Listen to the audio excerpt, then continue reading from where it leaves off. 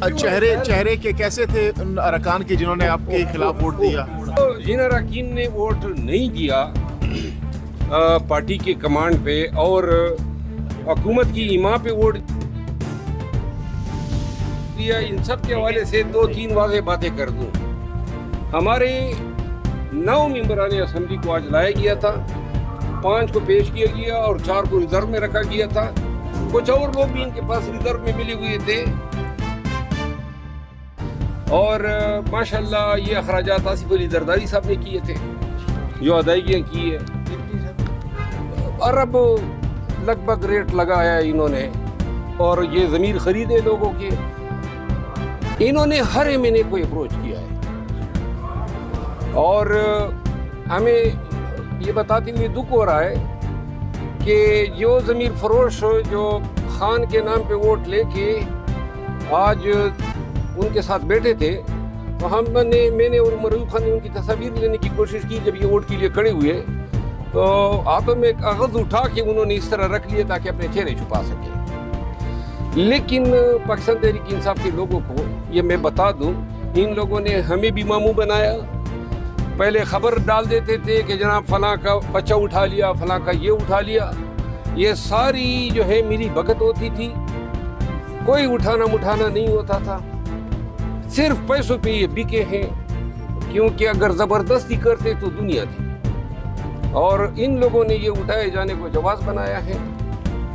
اور جو آج آئینی ترمیم ہوئی ہے، اس میں بیرسٹر غور صاحب کی تقریر جو ہے وہ سیرا سے سر یہ بتائیے، خواجہ آصف صاحب نے خواجہ آصف نے یہ بات کی ہے کہ جتنے بھی جو ارکان تھے، ماشاءاللہ اب شکر ہے مسجد کی خطیب نہیں ہے۔ سر خواجہ آصف نے بات کی کہ جو 4 ارکان آئے تھے یہ آزاد ارکان اسمبلی، ہم سب آپ کیا کہتے ہیں؟ ہم سب دیکھیے، قاضی فائز عیسیٰ صاحب کے تو فیل ہم بے نشان ہو گئے تھے، بلے کا نشان ہم سے چھین لیا، تو میں خود بھی آزاد پاس ہوا ہوں۔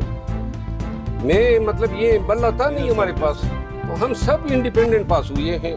تو اب یہ ان کو سوٹ کرتا ہے۔ مبارک باجوڑ کے لوگوں کو ایک بات بتا دوں، میں آیا تھا باجوڑ کے لوگوں آپ کے پاس جب کیمپین ہو رہی تھی، خان کے نام پہ اس مبارک زیب نے آپ سے ووٹ لیا، اور انہوں نے پورے باجوڑ کے سر جو ہے وہ شرم سے جھکا دیا ہے، پیسوں پہ کم از کم نہ بکتا۔ اچھا سر، یہ پارٹی کی کمزوری نہیں تھی سر کہ کہا جا رہا تھا کہ سارے لوگ کے پی میں بغیرتی کا کوئی علاج نہیں ہے، کمزوری کیا ہے؟ زین قریشی کا ایک ویڈیو پیغام ابھی آیا ہے، زین قریشی کا ایک ویڈیو پیغام ابھی آیا ہے، اور ان کی جانب سے کہا گیا ہے کہ وہ یہاں پہ موجود نہیں ہے، وہ کسی اور جگہ پہ ہیں، اور ان کا نام دیکھیں بات یہ ہے کہ کسی کو کسی نے روکا نہیں تھا، جو لوگ ہمارے ساتھ رابطے ہی نہیں کر رہے تھے۔ فوڈ پینڈا سے جو چاہو وہ منگواؤ، فون ہی نہیں اٹینڈ کر رہے تھے۔ ان کی بیگم کو جب اٹھایا گیا تو 5 منٹ کے اندر جو ہے ان کی سسٹر نے جو ہے ٹویٹ چلا دی، اس کا 4 دن تک پتہ نہیں چلا۔ لیکن زین قریشی صاحب جو ہے اس حوالے سے یہ تمام ایک طرف، اور زین قریشی کی بات ہمیں سب کو پریشان کر رہی ہے۔ جب تک ہم اس سے ملے نہ، اس کا موقف نہ سنے، شواہد جو ہیں اس کے خلاف جا رہے ہیں۔ ان کا کیا کر رہے ہیں آپ جو منحرف ہو چکے ہیں؟ منحرف جو ہو چکے ہیں، قانون اور آئین کہتے ہیں نا، یہ ڈیسیٹ ہو جائیں گے۔ کتنا لگا ہے سر؟ اور مزے کی بات بتا دوں، آپ بھی ایکسس ہوئے سر، آپ نے کہا سب جی مجھے بھی انہوں نے اپروچ کیا کسی ذریعے کے، اور بولی لگانے کی کوشش کی۔ دیکھیں 1 بلین جو ہے انہوں نے کہا تھا جی کہ سب کو ہم نے آفر کیے ہیں، لہذا پیسے جو ہیں یہ زمین فروش کیے، اور یہ انہوں نے شاید ہی کسی کو اپروچ نہ کیا ہو۔ ہم سب آپس میں بیٹھتے ہیں نا، تو کوئی ایسا تھا نہیں، شاید ہی کوئی ایکسیپشن ہوگا۔ مروت صاحب، آپ کے تعلقات بڑے اچھے ہیں، آپ ان مسائل سے نہیں گزرے جن سے وہ لوگ گزر رہے ہیں، تو آپ ان سے ملے بغیر کیسے یہ کہہ سکتے ہیں جو چند لوگ تو چلو یہاں پہ؟ یار میری بات سنو، میرے کوئی تعلقات نہیں ہے، میں وکیل ہوں، تو لہٰذا مجھے کسی سے تعلقات رکھنے کی ضرورت ہی نہیں ہے۔ 1 منٹ، کوئی دبنگ شبنگ نہیں ہے۔ بات سنیں، یہ لوگ جب قیادت گرفتار تھی، ان سب کا میں وکیل رہا ہوں، 90% لیڈرشپ کا۔ ادھر سے جو ہے بھائی لوگ نکل جاتے تھے، پیچھے میں داخل ہو جاتا تھا، تو لہٰذا ان تمام ہتھکنڈوں کو سے میں اچھی طرح واقف ہوں۔ اچھا مروت صاحب، یہ کہیے گا کہ آئندہ کا پی ٹی آئی کا لایا عمل کیا ہونے جا رہا ہے؟ कॉन्स्टिट्यूशनल बेंच को लेकर जो आपके एतराज़ात थे उनका क्या होगा? क्या अमेंडमेंट ये कहीं चैलेंज करेंगे? चूँकि अब आपके पास बज़ाहिर कोई ऑप्शन नज़र नहीं आ रहा PTI के पास। एक बात मैं बता दूं, बैरिस्टर गौहर साहब की तकरीर की तारीफ किए बगैर मैं नहीं रह सकता हूं। आज जिस अंदाज में उनकी तकरीर सुनने के बाद मुझे ये आईनी अमेंडमेंट बुरी लगी है।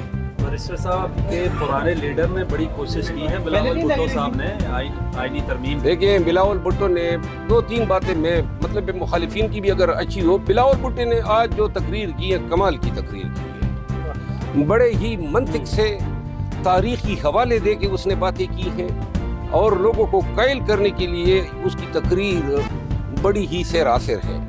लेकिन बिलावल भुट्टो साहब जो हैं उसकी जो गुज़िश्ता 2 अयाम में जो स्टेटमेंट आए थे वो बड़े ऑफेंडिंग थे। दूसरी बात ये है कि मौलाना साहब ने जो आज तकरीर की है मैंने बड़े गौर से सुनी। क्या फसाहत और बलागत है इसकी ज़बान में, माशाअल्लाह। ये दाद दिए बगैर आदमी नहीं रह सकता है। ख्वाजा आसिफ के बारे में क्या है? यार पहले वो एक बात तो मुकम्मल होने दो ना। तुम प्रश्नों में कहते हैं बिड़वंदा है, तुम बिड़वंदे बहुत ज़्यादा हो। हाँ, बिड़वंदा जो है ना जल्दबाज को कहते हैं। हम सोच रहे थे क्या पता हाँ? हम सोच रहे थे क्या पता कोई गलत बात। गलत यार, मैंने कभी किसी को गलत बात कही है? माशाअल्लाह। अच्छा, कंटिन्यू करें सर। तो ये जो मौलाना साहब ने आज तकरीर की है बड़ी कमाल की तकरीर की है। असूली इख्तिलाफात अपनी जगह, लेकिन ये जो अमेंडमेंट है ये गर्चे पाकिस्तान तहरीक इंसाफ असूली तौर पे मौक़िफ़ हमारा ये है कि ये आईनी अदालत बना के इन्होंने सुप्रीम कोर्ट को कमज़ोर करने की कोशिश की है। और बकिया जो 3 मिलिट्री कोर्ट्स वाली बात है, आर्टिकल 8 की अमेंडमेंट वाली बात है, आर्टिकल 63 की अमेंडमेंट वाली बात है, वो बड़ी जहरीली होती। ओवरऑल जो है जिस अंदाज में ये लोगों को अगवा करके या ख़रीद के जो अमेंडमेंट पास कराने की कोशिश की गई है ये बड़ा डिस्पिकेबल है। ये इससे ऐवान की बेतौकीरी हुई है।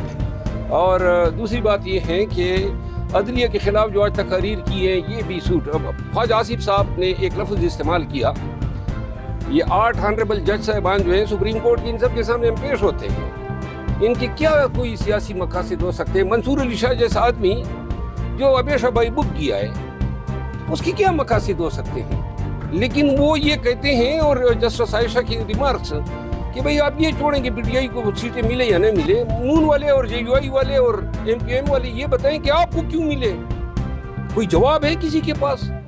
तो लिहाजा ये जज साहिबान जो हैं इनके खिलाफ ख्वाजा आसिफ साहब ने गैंग अप का एक लफ्ज़ इस्तेमाल किया।